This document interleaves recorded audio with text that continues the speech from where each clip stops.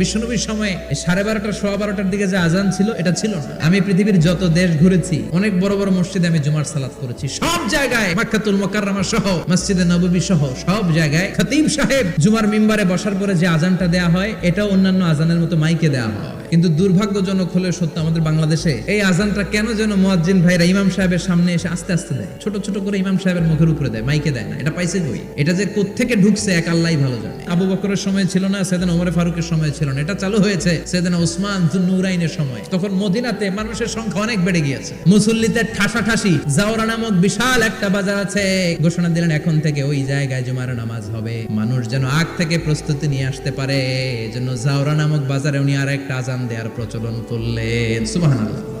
সেখান থেকে আজ অবধি আমরা এই অতিরিক্ত আজানটা দিয়ে থাকি। এটা নবীর সুন্নাত না, এটা সাহাবীর সুন্নাত। বিশ্ব নবীর সুন্নাহ মেনে নেওয়া যেমনি আবশ্যক, 4 খলিফার থেকে পাওয়া সুন্নাতগুলো মেনে নেওয়া আবশ্যক।